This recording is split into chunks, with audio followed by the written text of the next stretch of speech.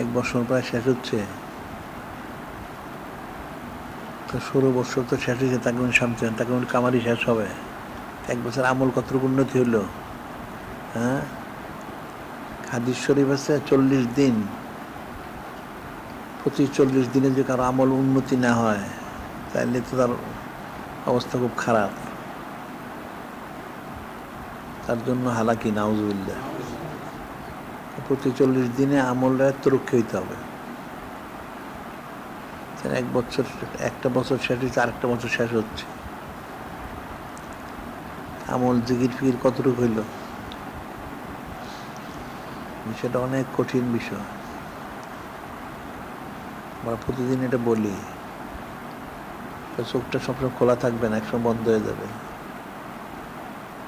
তো লোক চলাচল করে, খাওয়া দাওয়া করে, কথাবার্তা বলে, মানুষের ভালো খুব, কিন্তু হঠাৎ একসময় চোখটা বন্ধ হয়ে গেল, কেমন হইল? কার যে কখন চোখটা বন্ধ হবে সেটা জানে না। তাহলে তো প্রস্তুতি নেওয়া উচিত আগে আগে। বিষয়টা ফিকির করতে হবে।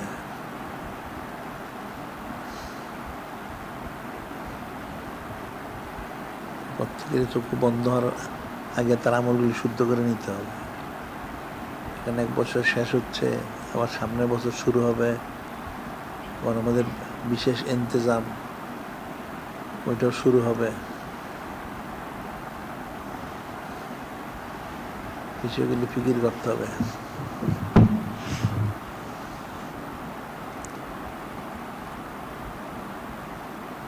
এখন আমরা তো অনন্তকাল জারি করছি, মাহফিল ঠিকই আছে, এখন অনন্তকাল। এরপর আবার বিশেষ ইন্তেজাম। বিশেষ ইন্তেজাম হচ্ছে যেহেতু নূরে মুজাসসাম হাবিবুল্লাহ হুজুর পাক সাল্লাল্লাহু আলাইহি ওয়াসাল্লাম, ওনার যে নূর তাসলিমে আসছেন, জমিনের জন্য আসছেন, অর্থাৎ এই সাইদুস সুর আজম শরীফে, সে উপলক্ষে বিশেষ ইন্তেজাম।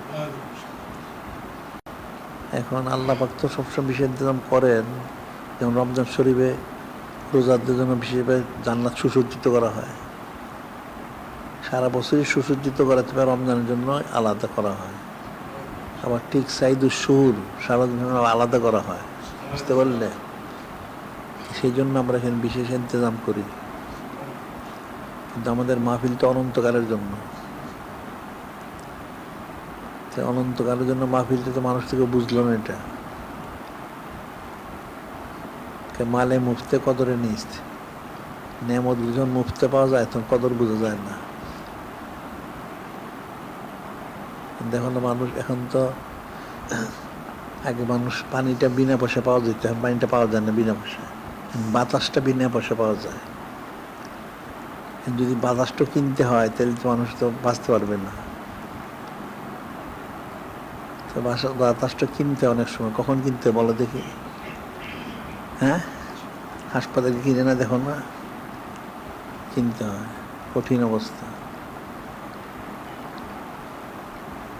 তাই নেয়ামতের কদর করতে আমরা এখানে অনন্তকাল জারি করছি, এটা মানুষ বুঝেই নেই। আবার বিশেষ ইন্তেজাম, সেটাও বুঝে না, এটা কোনটা বুঝবে? আবার অনন্তকাল এখানে আবার আন্তর্জাতিক সুন্নাত প্রচার কেন্দ্র করলাম, এটা মানুষ বুঝে না, আর কবে বুঝবে? আর অনেক কিতাব প্রকাশ হচ্ছে, অনেক কিতাব হচ্ছে, আবার হবে, কিন্তু মানুষ কিতাব কিন্তু কেউ সংগ্রহ করেন না, সব চরম গাফেল এবং মূর্খ।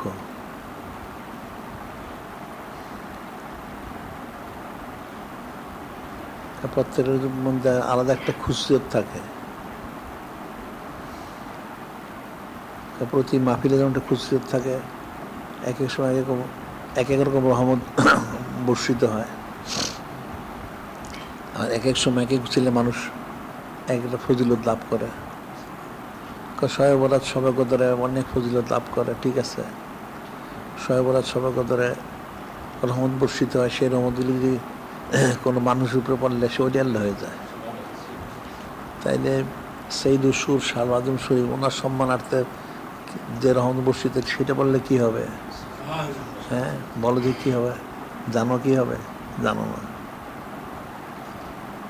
এখন সবে কত শয়ে বরাতের রহমত বর্ষিত হইলে কারো মাথার উপর, যেমন কোনো পশুর মধ্যে বললে, হরিণে বললে মৃগ নাভি পয়দা হয়ে যায়, মাছের মধ্যে বললে আম্বর পয়দা হয়ে যায়, সাপের উপরে বললে মানিক পয়দা হয়ে যায়, ব্যাঙের উপরে মানিক পয়দা হয়, ঝিনুকে বললে মুক্তা পয়দা হয়ে যায়। এক একটা পশুতে বললে ওই পশুটা ওই সম্প্রদায়ের জন্য সম্মানিত হয়ে যায়, আর মানুষের বললে মানুষ অলিয়াল্লা হয়ে যায়। এখানটা শয়ে বরাত সবাগতের জন্য বলা হচ্ছে। শয়ে বরাত সবাগতের ফজিলত পাইল কোথায়? শয়ে বরাত সবাগতের ফজিলত কোথা থেকে পেয়েছে বলো দেখি? নূরে মুজাসসাম হাবিবুল্লাহ হুজুর পাক সাল্লাল্লাহু আলাইহি ওয়াসাল্লাম ওনার সম্মানার্থে। তাহলে ওনার সম্মানার্থে মাহফিলের তাইলে রহমতটা বললে কি হবে, কি বর্ষিত হবে বলো? এটা মানুষ জানে না, এটা অনেক ফিকিরের বিষয়। রহমত বর্ষিতের একটা অলিয়াল্লাহ হয়েছে। অলিয়াল্লাহ তো কত শ্রেণী আছে, শ্রেণীর তো শেষ নাই, কোটি কোটি শ্রেণীর অলিয়াল্লাহ। নূরে মুজাসসাম হাবিবুল্লাহ হুজুর পাক সাল্লাল্লাহু ওনার সম্মানার্থে মাহফিল বা ওনার বিশেষ ইন্তজাম বা ওনার জন্য অনন্তকাল যেটা, এটার ফজিলতটা, এটা যদি রহমত বর্ষিত তাহলে কী হবে? আল্লাহ পাক স্বয়ং নিজে সালাত পেশ করে যাচ্ছেন, সমস্ত ফেরেশতাদের পর্যায় পাঠ করা, বিষয় তো সোজা জিনিস না, তো মানুষ তো এটা বুঝেই না। এখন যদি নূরে মুজাসসাম হাবিবুল্লাহ হুজুর পাক সাল্লাল্লাহু ওনার সম্মানার্থে মাহফিল অনন্তকাল ব্যাপী, এই মাহফিলে সাধারণ বলছে ইন্না জিকরা সলিনা তানজিলুর রহমান বা ইন্না জিকরা সলিনা তানজিলুর, দুই রকম নেই। সলিন নেককারদের আলোচনা করলে রহমত বর্ষিত হয়, এখন নেককারদের আলোচনা রহমত বর্ষিত হলে নূরে মুজাসসাম হাবিবুল্লাহ হুজুর পাক সাল্লাল্লাহু আলাইহি সাল্লাম ওনার সম্মানিত ওনার আলোচনাদের কী বর্ষিত হবে? ওই জন্য একটা হাদিসে বলা হচ্ছে, নিজে বলছেন হাল্লাত লাকুম শাফাতি, আমার সুপারিশ ওয়াজিব হয়ে যায়।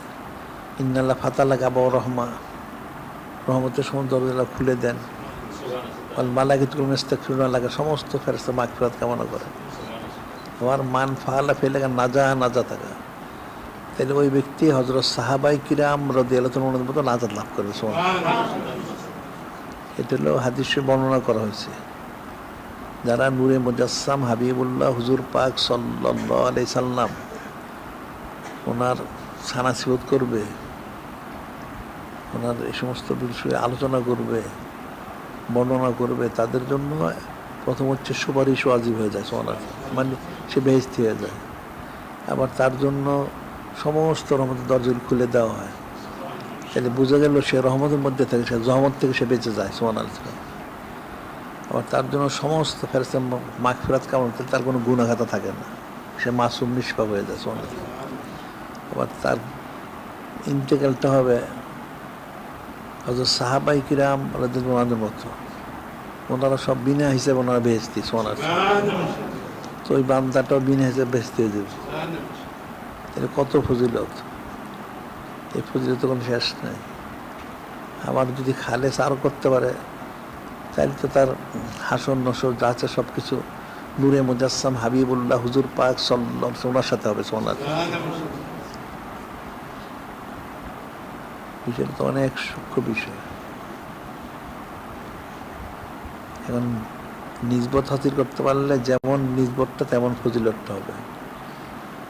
যা একশোটা নাজিল হলো না, আল্লাহ পাক বললেন আলা ইন্না আউলিয়া আল্লাহি লা খাউফুন আলাইহিম ওয়ালা হুম ইয়াহজানুন, সাবধান হয়ে যাও, নিশ্চয় যা আল্লাহ বলে ওলি হয়েছে ওনাদের কোনো ভয় নেই, চিন্তা নেই।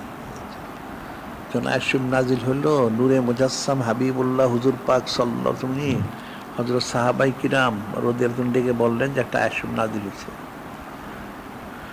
ওনারা বললেন যে ঠিকই তো আছে, যারা আল্লাহ পাক ওলি হবেন ভয় থেকে চিন্তা হবে, ঠিক আছে। এখন ওনাদের একটা প্রশ্ন হলো যে ইয়া রাসূল আল্লাহ হাবিব আল্লাহ সাল্লাল্লাহু আলাইহি ওয়াসাল্লাম, তাহলে যারা আল্লাহ পাক ওলি হইতে পারে না ওনাদের ফয়সালা কি? যারা ওলি আল্লাহ হয়ে গেছেন তার ফয়সালা হয়ে গেল, যারা ওলি আল্লাহ হইতে পারে না তাদের কি ফয়সালা? নূরে মুজাসসাম হাবিবুল্লাহ হুজুর পাক সাল্লাল্লাহু আলাইহি ওয়াসাল্লাম অল্পতে বললেন আল মারু মা মান হাব্বা, অর্থ হলো যে যাকে মহব্বত সে তার অন্তর্ভুক্ত হবে। সুবহানাল্লাহ। অর্থাৎ এখন যে ওলি আল্লাহ হয়ে গেছেন তো ওলি আল্লাহ হয়ে গেছেন, যিনি যারা ওলি আল্লাহ হয় না তারা যে ওলি আল্লাহর সাথে তার সাথে নিজবত রাখবে সেই ফজিলতটা পাবে। তো এখন যার সাথে যার নিজবত সেই অনুযায়ী, তাহলে নিজবতটা কার সাথে? এই নিজবতটা তো ঠিক আছে ওলি আল্লাহর সাথে আছে ভালো, যে শবে বরাত সবে নিজবত রাখলে রহমত পায় তো ওলি আল্লাহ হয়।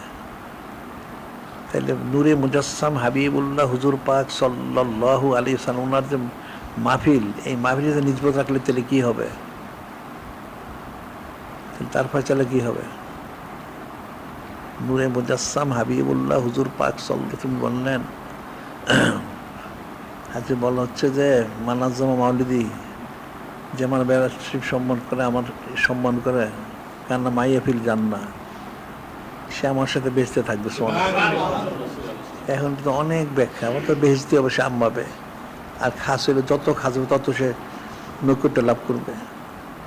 এখন নূরে মুজাসসাম হাবিবুল্লাহ হুজুর পাক সাল্লাল্লাহু আলাইহি ওয়াসাল্লাম নিজবত হাসিল করলে, একজন ওলি আল্লাহ নিজবত হাসিল করলে ওলি আল্লাহ যে স্তরের, ওই যারা নিজবত তারা সেই স্তরের ফজিলতটা পাবে। আর এখন যদি নূরে মুজাসসাম হাবিবুল্লাহ হুজুর পাক সাল্লাল্লাহু আলাইহি ওয়াসাল্লাম ওনার সাথে নিজবত রাখার কারণে হচ্ছে সাহাবায়ে কিরামদের সবচেয়ে সম্মানিত হয়েছেন। সুবহানাল্লাহ। তাহলে এখন সরাসরি নিজবতটা তো পাচ্ছে না বান্দা বান্দি যিনি ইনসান, তাহলে ওনার সানা সিবত করে তাজিম তাকরিম করে তাহলে একটা নিজবত সে হাসিল করে, সেই নিজবতটার কারণেই তার জন্য সুপারিষ্ট ওয়াজিব হয়, তার গুনাহ খাতা মাফ করা হয়, তার জন্য রহমতের দরজা খুলে দেওয়া হয়, এবং সেই নিজবতের কারণে সে হযরত সাহাবায়ে কিরাম রাদিয়াল্লাহু আনহুম নাজাত লাভ করবে। সুবহানাল্লাহ। তাহলে সেই মাহফিলের ফজিলত কত? তাহলে সেই মাহফিলের কত নিজবত রাখতে হবে? মানুষ তো নিজবত রাখেই না, তো কেমনে হবে? আবার সুন্নত মারগুলির ফজিলত কত? এটা তো কোনো মেসাল নাই, এটা কঠিন সূক্ষ্ম বিষয়। এই যেমন কোরআন শরীফ বলা হচ্ছে, আল্লাহ পাক বলছেন ইয়া নিসান লাস্তুন্না কাহাদি মিনান নিসা। আল্লাহ পাক বললেন উম্মাতুম মিন আলাইহিন্না, ওদেরকে আপনারা কার মতো না। এই এত বড় ফজিলত পাইলেন ওনাদের দেওয়া হইলো, কেন দেওয়া হইলো, কীভাবে দেওয়া হইলো? এটা মানুষ বুঝে না। এটা ওনারা যেহেতু সরাসরি নূরে মুজাসসাম হাবিবুল্লাহ হুজুর পাক সাল্লাল্লাহু আলাইহি ওয়াসাল্লামের সাথে নিজবত প্রাপ্ত, ওনার মতো কেউ হইতে তো পারে না, কোনোদিন হবে না, কেউ সৃষ্টির কেউ হবে না, কারো পক্ষেই সম্ভব না। যে হযরত উম্মাহাতুল মুমিনিন আলাইহিন্না ওনাদের যে ফজিলত বুজুর্গি সম্মান, এটা সৃষ্টির কেউ কোনোদিন হাসিল করতে পারবে না। যেমন হযরত সাইয়্যিদুনা যুন্নুরাইন আলাইহিস সালাম, উনি যুন্নুরাইন, দুই নূর মোবারকের অধিকারী। এই যে এই ফজিলতটা লাভ করলেন, সৃষ্টির শুরু থেকে তার কেউ এটা কোনো হাজির করতে পারবে না। একমাত্র কারণ হচ্ছে নূরে মুজাসসাম হাবিবুল্লাহ হুজুর পাক সাল্লাল্লাহু আলাইহি ওয়াসাল্লাম মহাসম্মানিত আওলাদ, ওনাদের নিজবত হাসিল করার কারণে যুন্নুরাইন হয়ে গেলেন। সাল্লাল্লাহু আলাইহি ওয়াসাল্লাম। বিষয়টা এরকমই। এখন হয়তো উম্মাতুল মুমিনিন আলাইহিন্না, ওনার সৃষ্টির কারো মতো না, কোনোদিন সম্ভব না, স্বাভাবিক নেই, হবে না কোনোদিন। কেন? ওনারা সরাসরি নূরে মুজাসসাম হাবিবুল্লাহ হুজুর পাক সাল্লাল্লাহু আলাইহি ওয়াসাল্লামের সাথে নিজবত প্রাপ্ত। সাল্লাল্লাহু আলাইহি ওয়াসাল্লাম। এখন যে যার সাথে নিজবত সেই পরিমাণ ফজিলতটা পাবে। তাহলে আমরা অনন্তকাল সৈয়দুল আশিম জারি করলাম এখানে, বিশেষ ইন্তজাম করা হচ্ছে। তো এই মাহফিলের সাথে তারা নিজবত রাখবে, তাদের কি ফজিলত হবে, এটা ফিকির করতে হবে। মানুষ ফিকির করে না, বুঝবে কোত্থেকে? এটা মানুষের আকল বুদ্ধির বাইরে বিষয়টা। আবার সুন্নত মল প্রচার কেন্দ্র, এটা তো কোনো মেসাল নাই। হাদিসে বলছে মান তামাসসাকা বিসুন্নতি ইনদা ফাজল উম্মতি ফাল্লাহু আজরু মিআতি শহীদ। আমরা সাধারণভাবে হচ্ছে একটা সুন্নত মনোযোগ মৃত্যু ধরে আঁকড়ায় দূরে থাকতে পারে, 100 শহীদ ওনাদের সমপরিমাণ ফজিলত পাবে। কেমন শহীদ? বদর এবং উহুদের জেহাদে। এটা মানুষকে বোঝানোর জন্য বলা হয়েছে, কিন্তু আসলে যে নূরে মুজাসসাম হাবিবুল্লাহ হুজুর পাক সাল্লাল্লাহু আলাইহি ওয়াসাল্লাম ওনার যে সুন্নত মোহর, এটা ফজিলত তো দিতে পারবে না কোনোদিন। সেটা আমরা বলি যে একখানা সুন্নত মোহর একটা পাল্লায় যদি রাখা হয়, আর সৃষ্টির সমস্ত যার আছে একমাত্র আল্লাহ পাক ছাড়া সকলের সমস্ত আমল যদি এক পাল্লায় দেওয়া হয়, তাহলে যেই পাল্লায় সুন্নত মোহর একখানা রাখা হইলো ওই পাল্লাটি ওজন হবে। সুবহানাল্লাহ। কোনোদিন এটা মিলাইতে পারবে না। তাহলে কত ফজিলত, একদম মানুষের বুঝেই না। আমরা যে বলি সব সুন্নত পালন করা ফরজ, তো মূর্খ লোক বুঝেই না, এটা চুচারা করে। নাউজুবিল্লাহ।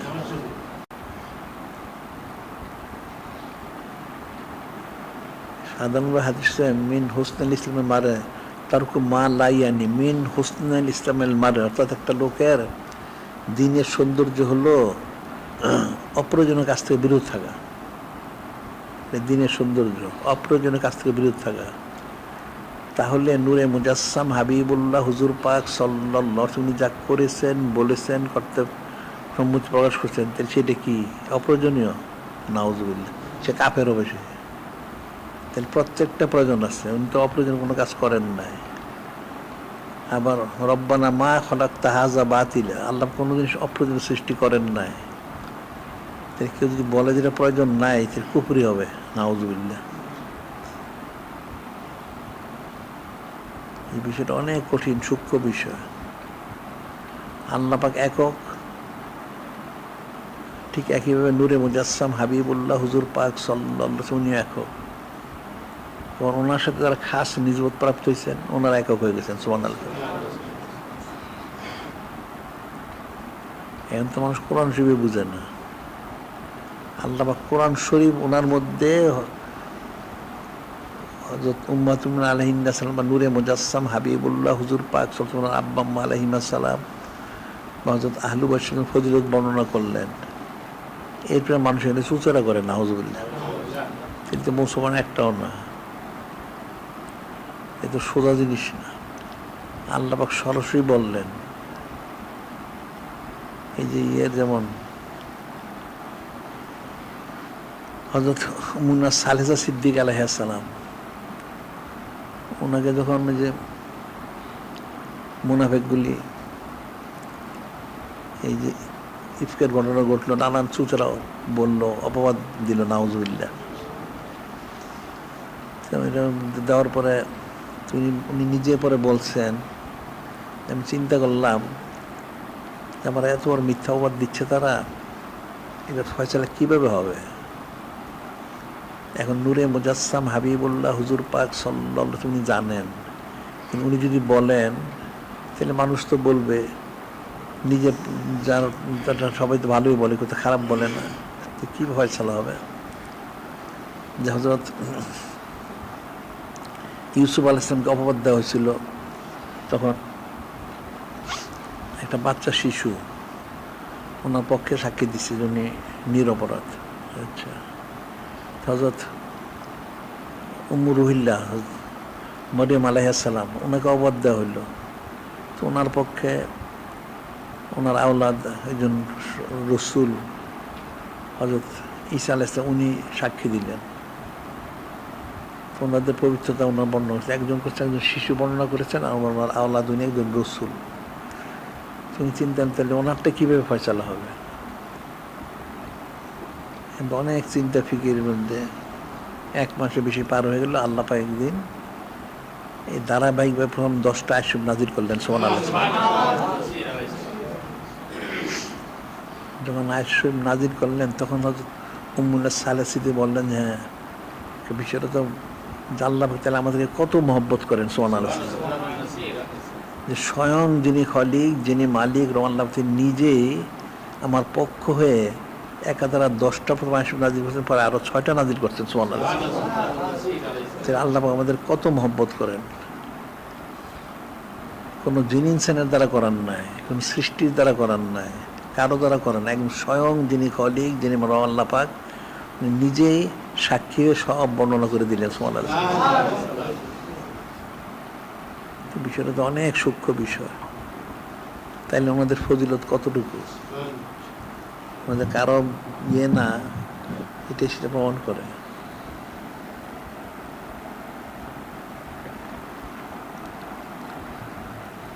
কিন্তু মানুষ তো এগুলো বুঝেই না।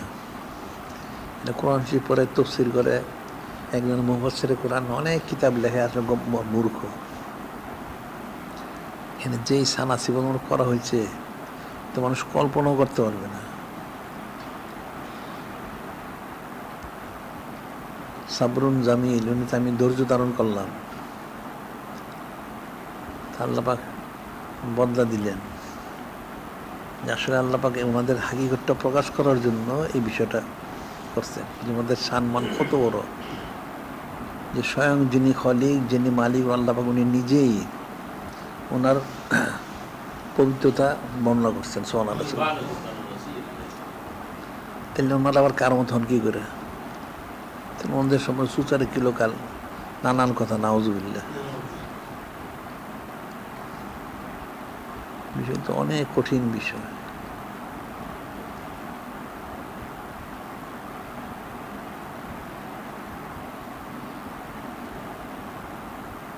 আসলে এগুলো মানুষের অন্তরের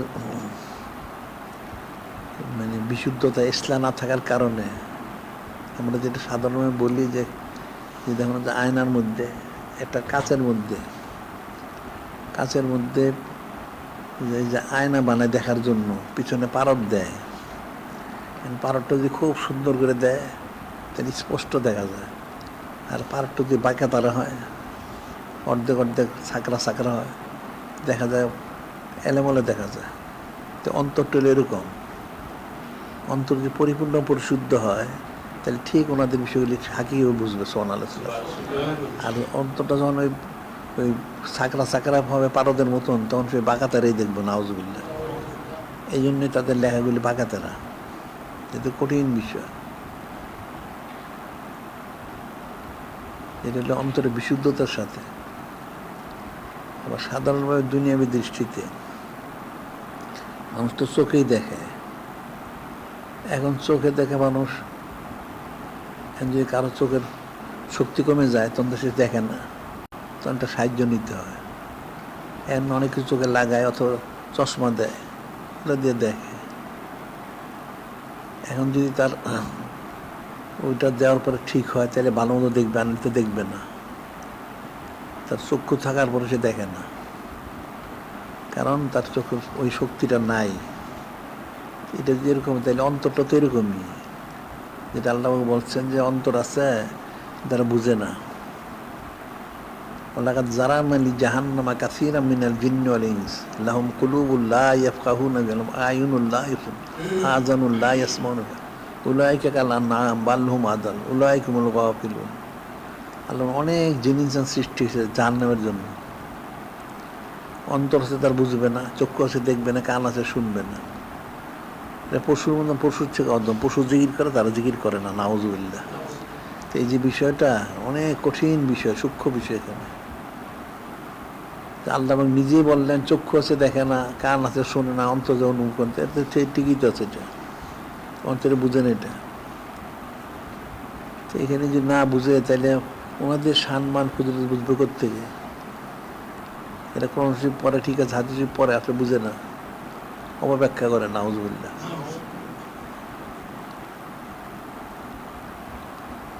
অনেক কঠিন বিষয়।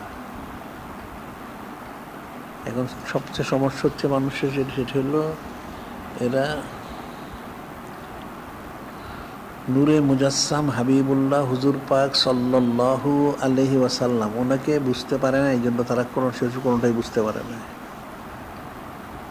ওনাকে যারা বুঝতে পারবে তারাই কোরআন সব বুঝতে পারবে না, কোনোদিন বুঝতে পারবে না, কখনোই সম্ভব না।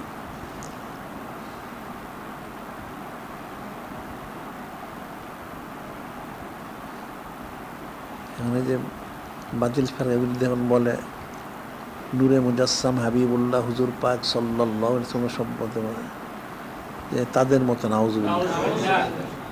মানে এর চেয়ে বড় কাফের জমিনে মনে আর নাই, এগুলি সবচেয়ে বড় কাফের।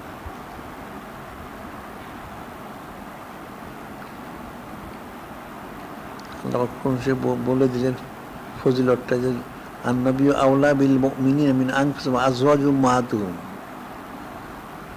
নূরে মুজাসসাম হাবিবুল্লাহ হুজুর পাক সাল্লাল্লাহু আলাইহি ওয়াসাল্লাম, উনি এটা তারা ইয়াসুর অর্থ তারা ভুল লেখে। উনি এবং হযরত উম্মাহাতুল মুমিনিন ওনারা হচ্ছেন সবচেয়ে মানুষের জন্য প্রিয়, জান থেকে প্রিয়, 1 নম্বর। 2 নম্বর, নূরে মুজাসসাম হাবিবুল্লাহ হুজুর পাক সাল্লাল্লাহু আলাইহি ওয়াসাল্লাম, উনি হচ্ছেন সকলের মহাসময় পিতা, আর উনি হচ্ছেন মাতা সুবহানাল্লাহ। তাইলে পিতা মাতার সন্তানের সমান হয় কোনো দিন? মূর্খ কথাকার। হ্যাঁ, যে পিতা মাতার যদি কোনো লোক যদি পিতা মাতার তার ভাই তার বোন, নাউজুবিল্লাহ, ওটা তো কাফের হয়ে যাবে। এখন তো অবস্থা সেরকম হয়েছে, এতে কিছু বুঝতেই পারে না মূর্খগুলি। তো অনেক কিছু বর্ণনা করা আছে, অনেক ফজিলত, অনেক বুজুর্গের সম্মান। মূর্খ লোকগুলি না বুঝার কারণে সুচারে কিলোকাল করে, আর এরা আসলে অন্তর গালিজ থাকার কারণে অর্থগুলি খালি ঘুরাই দেয় সবসময়, নাউজুবিল্লাহ। আল্লাহ বললেন তুআজ্জিরুহু ওয়া তুআক্কিরুহু তুসাব্বিহুহু বুকরাতাও ওয়া আসীলা। আল্লাহ নিজেই বললেন যে ওনার খেদমত করা, ওনার সম্মান করা, ওনার সানাসিবত করা অনন্তকাল। ওই মূর্খগুলি বলে যেটা আল্লাহ পাক ওনার শানে বলা হয়েছে, নাউজুবিল্লাহ। এদের আকীদা খারাপ, এই জন্য আকীদা যদি নষ্ট হয়ে গেছে, সব জায়গায় সব নষ্ট হয়ে গেছে। অনেক কঠিন বিষয়। এরা কোরআন শরীফ, হাদিস শরীফ এরা বুঝতে কোনোদিন পারবে না। যারা আরব দেশের লোক তারা তো জন্মগত আরবি, এখন তো অন্যান্য দেশের সবাই তার আরবি বাসী না, আরবি পয়রা শিখতে হয়। পয়রা শিখলে তারপর যেটুকু পারে সেটুকু বলে। আর এদিকে তো আরব দেশে তো জন্মগত আরবি, তারাই তো বুঝতে পারলো না, তার বুঝবে কোত্থেকে? এটা তো ভাষার সাথে সম্পর্ক না, এটা তো অন্তরের সাথে, নিজবতের সাথে। বিষয়টা অনেক কঠিন। একটা হলো মান আহাব্বা শাইআন আকসারা যিকরাহু, যে জায়গায় মহব্বত সে তার কথা বেশি বলে। আজ মহব্বতের তালকা শিরিন সাওয়াদ, মহব্বতের তিতারা মিষ্টি হয়। দুটোর একটা বুঝেন না।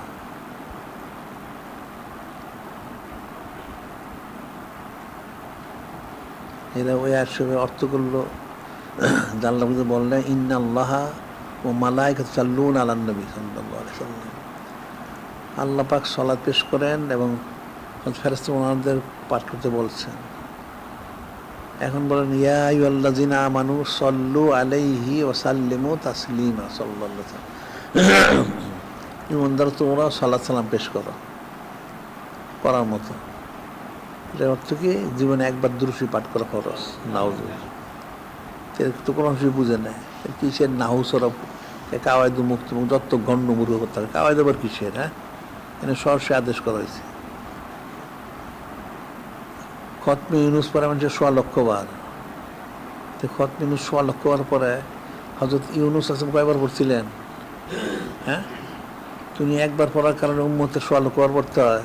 তা আল্লাহ বুঝে সবসময় পেশ করতেন, তাই কয়বার আমরা একবার পড়তে চাইলে? নাউজুবিল্লাহ। তো গণ্য মূর্খ যে দেখা যায়। খতমে ইউনুস এটা হযরত ইউনুস উনি একবার পাঠ করছেন, এই জন্য উম্মতকে 1.25 লক্ষ বার পড়তে হয়। একজন নবীর এটার তারপর সমকক্ষ হবে না, তারপর পড়তে হয়। তাহলে যিনি খলিক, যিনি মালিক, আল্লাহ উনি অনন্তকাল ধরে সালাত পেশ করে যাচ্ছেন। তাহলে বান্দা বান্দিরে কতবার পেশ করবে? জীবনে একবার। নাউজুবিল্লাহ। মূর্খতার তো একটা সীমা আছে, এরকম সীমা নাই। কঠিন বিষয়।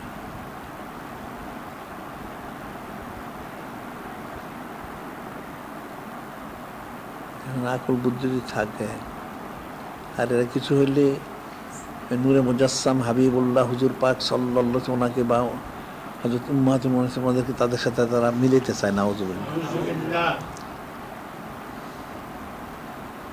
হাদিসে বলা হয়েছে নাহনু আল লা ইউকাসু বিনা আহাদুন, লা ইউকাসু বিন আহাদুন মান কাসাবিন আহাদুন ফাকাত কাফার।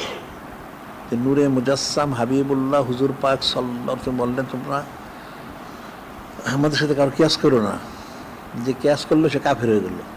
তেন তো সবগুলি কাফের হয়ে গেছে, তাহলে সব কাফের এরা। বিষয়টা তো কঠিন বিষয়।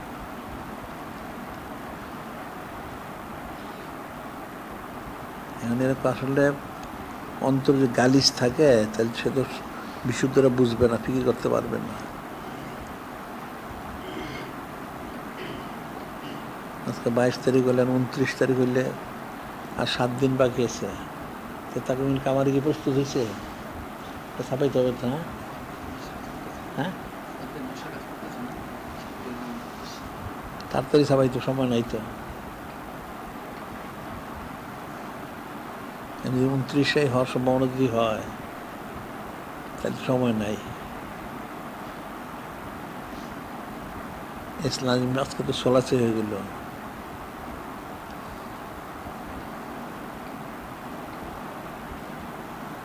আজকে 22-23 তারিখ হলো।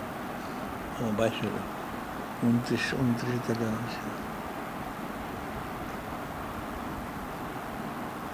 29 হলে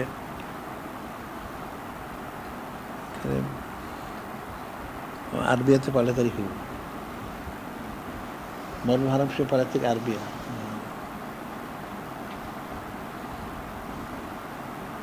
কয়েকদিন সবাই ফেলতে হবে।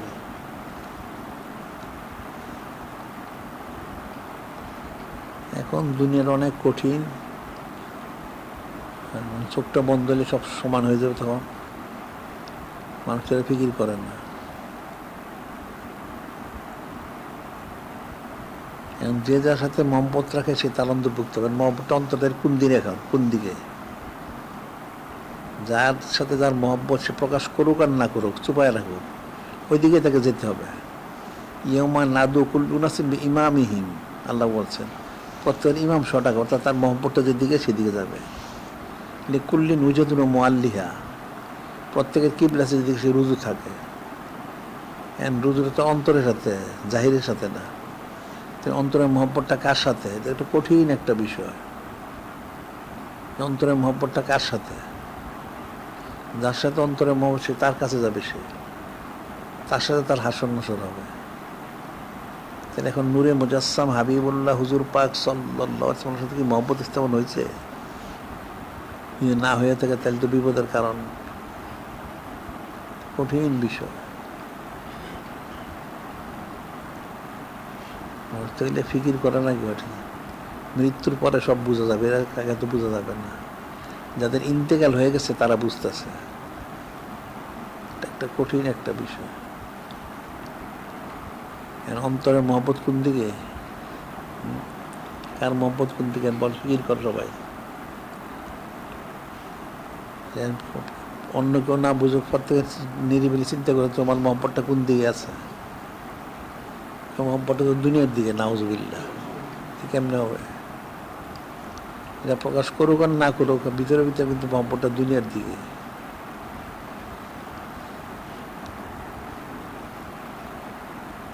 এটা নিজেরটা সে নিজে আসলে বুঝে না। যেমন বললি যে একটা লোক সারাদিন পরিশ্রম করে, পয়সা কামাই করে, দুনিয়ার কোনো লোক বাদ নাই। এখন যদি তারা হয়তো নিরিবিলি থাকলেও একটা ফিকির তো থাকে।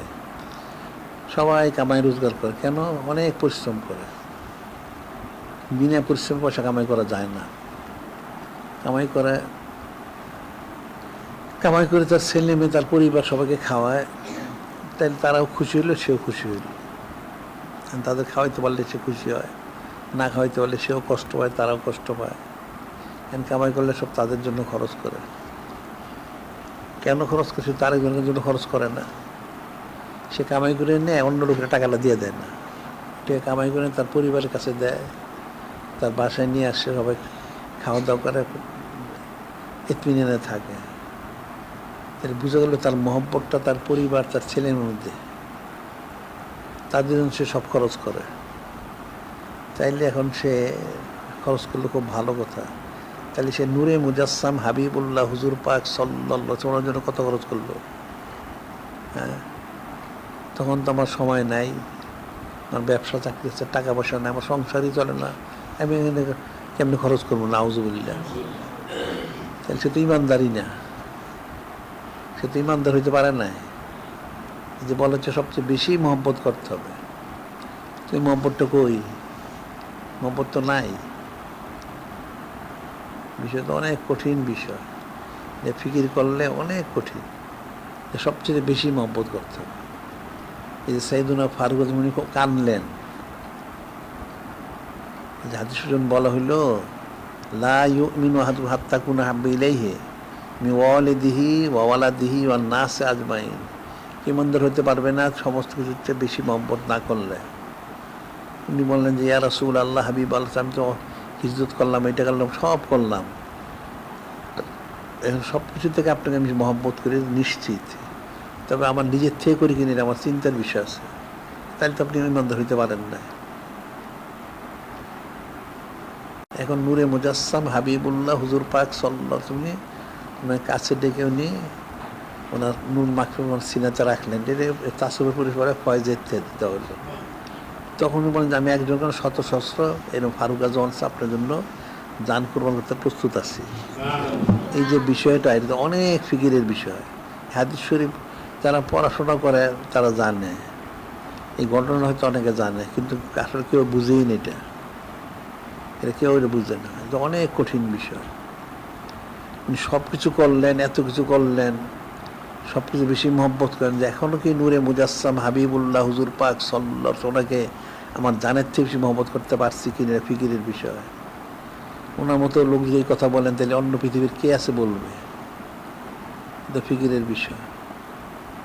এখন যারা বলে মুখোমুখি, আসলে মুখোমুখি আসলে হাকিকত না, কখনই এটা হাকিকত না। যে নূরে মুজাসসাম হাবিবুল্লাহ হুজুর পাক সাল্লাল্লাহু আলাইহি ওনাকে সবচেয়ে বেশি মহব্বত করতে হবে। তাহলে মহব্বত যদি সবচেয়ে বেশি করতে হয়, তার নিদর্শনটা কি? হ্যাঁ, নিদর্শন তো দেখা যায় না, তাই কেমনি বোঝা গেল? মিথ্যা কথা, এটা কখনই সত্য কথা না, এটা মিথ্যা কথা। সবচেয়ে বেশি মহব্বত করলে তাই সব কিছু ওনার জন্য চিন্তা করতে হবে। যে যাকে মহব্বত সে তার কথা তো চিন্তা করে, মান আব্বাসে নাকসারা জিজ্ঞেস, সারাদিন তার চিন্তা, চিন্তা করে দুনিয়ার আর আমি মহব্বত করি, নাউজুবিল্লাহ। সে মিথ্যাবাদী, সে সত্যবাদী না। কঠিন বিষয়, অনেক কঠিন বিষয়। খালেস মহব্বত করা, সবচেয়ে বেশি মহব্বত করতে হবে। এটা ফিকির করলে বোঝা যাবে কে কাকে মহব্বত করে। যে আমাদের ফরজ কোরবানি গেল, কতজনে ফরজ কোরবানি শরীক হয়েছে বলো দেখি? যে নূরে মুজাসসাম হাবিবুল্লাহ হুজুর পাক সাল্লাল্লাহু আলাইহি ওয়াসাল্লামের জন্য কোরবানি করতে হবে, ঠিক আছে, তো কতজন শরীক হইল? আরে 1000টা গরু দিতে হবে শর্ত না, তুমি একটা গরু তাও শর্ত না, তুমি কিছু তো শরীক থাকো, ওই শরীক তো থাকলো না সবাই, তাহলে মহব্বত করলো কোথায়? ফরজ কোরবানি তো শরীক থাকলো না, তো মহব্বত করলো কোথায়? তো ওনার সম্মানার্থে মাহফিল ইন্তজাম করলো, সে শরীক থাকলো না, তার মহব্বতটা কোথায়? বিষয়টা অনেক কঠিন বিষয়।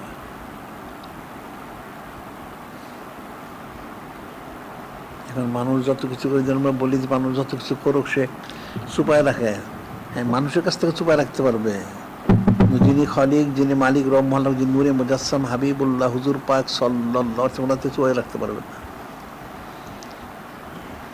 এই জন্য ওই ঘটনা আমরা বলি প্রায়, যে বদরের জেহাদে হযরত আব্বাস আলাইহিস সালাম উনি কাফের যদি মুসলমান আগেই হয়েছেন, ওনার ইচ্ছা ছিল না, কাফেরও জোর করে নিয়ে গেছে, যাক উনি যেহেতু তেমন ইয়ে করেন নাই, যাক উনি তারা ওনাকে ধরে নিয়ে গেল। ধরতে পারে কেউ, এটা হয়তো ফেরেশতা ওনারা ওনাকে ধরে নিয়ে গেছে। একজন হালকা পাতলা সাহাবি হয়তো আব্বাস আলাইহিস ধরে নিয়ে গেছেন নূরে মুজাসসাম হাবিবুল্লাহ হুজুর পাক সাল্লাল্লাহু আলাইহি ওয়াসাল্লামের কাছে। তো নূরে মুজাসসাম হাবিবুল্লাহ হুজুর পাক সাল্লাল্লাহু আলাইহি বললেন, দেখি তো আপনি উনি কী করে আনলেন? যিনি সাহাবি উনি হালকা পাতলা, আর উনি তো অনেক অনেক স্বাস্থ্য, হযরত আব্বাস আলাইহিস ওনার অনেক শক্তিশালী। তিনি বলেন যে একজন লোক ধরে ওনাকে আমার কাছে দিছে, আমি নিয়ে আসছি। হ্যাঁ, আসলে লোকটা একজন ফেরেস্তা। এই যে ফেরেস্তা ওনাকে ধরছে, এখানে তার ছুটতে পারলাম সব স্বাভাবিক না, দিয়ে আসছে। এখন উনি তো এখানে হয়ে গেলেন। তারপরে এখন এখন মুক্তি পণ দিতে হবে 1000, 2000, 3000, 4000 মুদ্রা দিতে হবে। তো নূরে মুজাসসাম হাবিবুল্লাহ হুজুর পাক সাল্লাল্লাহু আলাইহি সাল্লাম বললেন, আপনি মুক্তিপণ দেন, আপনি মুক্তি নাজাত লাভ করেন। তিনি বললেন, ইয়া রাসূলুল্লাহ, হাবিব আমার তো টাকা পয়সা নাই। তো যেহেতু তো কেউ টাকা পয়সা আনেন না, তো বাড়ির থেকে টাকা আনেন, মক্কা শরীফ তো কাছেই, মক্কা শরীফ থেকে টাকা নিয়ে আসেন, তার জন্য নাজাত লাভ করেন। তেমন টাকা নাই। টাকা নাই কেন? না কেন? আপনি যখন জেহাদে আসতেছিলেন, ওই যে স্বর্ণ মুদ্রার যে পোটলাটা, বড় একটা পোটলা, ওটা যে আসার সময় আপনার চৌকাটের তলে যে গর্ত করে রেখে আসলেন, আপনার যিনি আহলিয়া ওনাকে বললেন, আমি যে শহীদ হয়ে যাইতেন এগুলি বের করে আপনার সংসার চালাইন। তো এই পোটলাটা কোথায় গেল? উনি বললেন, আশহাদু আল্লা ইলাহা ইল্লাল্লাহ ওয়া আশহাদু আন্না মুহাম্মাদুর রাসূলুল্লাহ সাল্লাল্লাহু আলাইহি ওয়াসাল্লাম। যে ইয়া রাসূলুল্লাহ, হাবিব আল-সামি, এমন উনি আর উনার যিনি আহলিয়া, আমরা দুজন পৃথিবীর কেউ জানেন এটা, কেউ এটা জানেন না। তা আপনি জানলেন? হ্যাঁ, তুমি তো জানেন। আসলে মানুষের যে পোটলাটা কাল কত, এটা তুমি জানেন। তো তুমি তোমার পোটলাটা আমার জন্য খরচ করছিলে না, করো না? এখন তুমি যে বলছিলে তোমার সময় নাই, তোমার তো সময় তো ছিল, তুমি মিথ্যা কথা বলছো। তোমার পয়সা নাই, সংসার চলে না, তোমার পয়সা ছিল, তুমি খরচ করো নাই, তখন কি ফয়সালা হবে? এখন হচ্ছে আব্বাস আল উনি হায়াতে ছিলেন, বললেন, উদ্ধার হয়ে গেলেন, কিন্তু ইন্তেকালের পরে হইলে কি হইতো? তার পাকড় হয়ে যেতেন, নাউজুবিল্লাহ। কাজে সময় নাই, মাহফিলে কি করে সময় দিব, কি করে আসবো? তারপরে পয়সা নাই, মাহফিলে কি করে শরীক হবো? আরে জান, এখন তো জান দিতে হবে না, তাহলে মহব্বতটা কোনখানে? ফিকির করতে হবে। আসলে মহব্বত হলো দুনিয়ার মধ্যে, নাউজুবিল্লাহ, কিন্তু কঠিন একটা বিষয়। এখন এই জন্য বলি যে জিকির আজকাল বেশি করো। অনেক জিকির করলে অন্তর পরিষ্কার হয়, তাহলে মহব্বত পয়দা হবে। অন্তর পরিষ্কার না হলে তো মহব্বত এখানে থাকবে না। একটা মানুষ যে কার কাছে একটা খাবারের জন্য একটা বাসন নিয়ে যায়, বাসনের একটু মলমূত্র থাকে, কেউ খাবার দিবে না, এটা পরিষ্কার করে নিয়ে আসো। একটা বাসনের মধ্যে খাবার দিতে হবে, খাবারের জন্য নিয়ে গেল, যে মলমূত্র আছে এটা পরিষ্কার করে ধুয়ে নিয়ে আসো, আপনি খাবার দেওয়া যাবে না। একটা একটুখানি মলমূত্র থাকলে যদি খাবার দেওয়া না যায়, তাই যে অন্তরের মধ্যে গালিজ আছে, সেখানে মহব্বত দেওয়া যাবে, মারিফত দেওয়া যাবে? ওখানে মারিফত দেওয়া যাবে না, তো উনি মহব্বত প্রবেশ করবে না। ইমাম ফখরুদ্দিন রাজি রহমতুল্লাহ মান্তিকের কারণে মহব্বত প্রবেশ করানো যায় না। মান্তিক তো খারাপ না, কিন্তু দুনিয়ার মহব্বতটা থাকে, তাহলে মহব্বত ডুবে কেমনে? তো দুনিয়ার মহব্বত তো বের করে দিতে হবে, তখন সে প্রবেশ করবে। মানুষ মহব্বত করে, মুখে মুখে মহব্বত করে, হাকিকত কেউ মহব্বত করে না। হাকিকি যদি কেউ মহব্বত করে, তাহলে তার অবস্থাটা অন্যরকম হবে, এটা স্বাভাবিক না। এই জন্য জিকির আজকারটা অনেক বেশি করতে হবে। এখন সাহাবাই কিরাম রাদিয়াল্লাহু আনহু, ওনারা নূরে মুজাসসাম হাবিবুল্লাহ হুজুর পাক সাল্লাল্লাহু আলাইহি ওয়াসাল্লাম ওনার সোহবত মোবারকের মাধ্যম দিয়ে অল্প একবারেই ইসলাম হয়ে গেছে। এখন তার একবার ইসলাম হবে না, এখন অনেক জিকির করতে হবে। ওই জন্য আউলিয়া কেরাম যত ওলি আল্লাহ আসছেন সবাই অনেক জিকির করছেন, অনেক রিয়াজত মাশাকাত করছেন, এক সময় গিয়া ইসলাম হয়েছে। জিকির আজকারি কেউ করেন ঠিক মতো, দুরূদ শরীফ পাঠ করে না, জিকির আজকাল করে না, পাঁচান পাঁচে জারি করে, তো কী করে কী হবে? তো কঠিন বিষয়। মনে করে জারি হয় না, জারি হবে কেমন? অন্তরে দুনিয়ার মহব্বতটা বড় আছে, জারি হবে কোত্থেকে? কোনোদিন জারি হবে না। মহব্বতটা ফালাই দাও দুনিয়ারটা, তাহলে জারি হয়ে যাবে। পাত্র কোনোদিন খালি থাকে না, এটা খালি পাত্র যদি কেউ রাখে, এটা পানি রাখো, মধু রাখো, দুধ রাখো, একটা রাখো, যদি না রাখে তো বাতাস থাকে। কাজে অন্তরটাকে গায়রুল্লাহর মহব্বতটা বের করে দিলে তখন আল্লাহ পাক ওনার হাবিব মাহবুব নূরে মুজাসসাম হাবিবুল্লাহ হুজুর পাক সাল্লাল্লাহু আলাইহি ওয়াসাল্লামের মহব্বতটা প্রবেশ করবে, এছাড়া প্রবেশ করবে না। ওই যে বলছেন আল্লাহ পাক মাইয়াত্তাকিল্লাহ ইয়াজআল মাখরাজান ওয়া ইয়ারযুকহু মিন হাইথু লা ইয়াহতাসিব, মাইয়াত্তাকিল্লাহ ইয়াজআল মাখরাজান ওয়া ইয়ারযুকহু মিন হাইথু লা ইয়াহতাসিব। যে হাকি মুত্তাকি হইল, আল্লাহ পাক ভয় করলো, আল্লাহ পাক তাকে দুনিয়ার থেকে বের করবেন, অর্থাৎ তার অন্তর থেকে দুনিয়ার মতো বের করে দিবেন, আর থাকবে না, এবং তাকে কুদরতি রিজিক দান করবেন, যেটা সে কল্পনা করতে পারবে না। দুনিয়ার মহব্বত 16 আনা থেকে কেমনে হবে? দুনিয়ার মতো বের করো, এটা এমনি তো বের হবে না, জিকির করতে হবে বেশি বেশি। আল্লাহ বিজিক্রিল্লাহ তাতমাইন্নুল কুলুব, সাবধান, আল্লাহ কোনো জিকির দিলে ইতমিনান হয়, অনেক জিকির করতে হবে, তখন হবে, এছাড়া হবে না। জিকির করতে হবে, 5 আনবার জারি করতে হবে, সবগুলি করতে হবে, আমলগুলি সুন্নত অনুযায়ী করতে হবে, আর ইলিমগুলি আমাদের কিতাবগুলি পড়তে হবে, এটা মনে রাখবা, তাইলে হবে। আজকে বন্ধু থাকুন।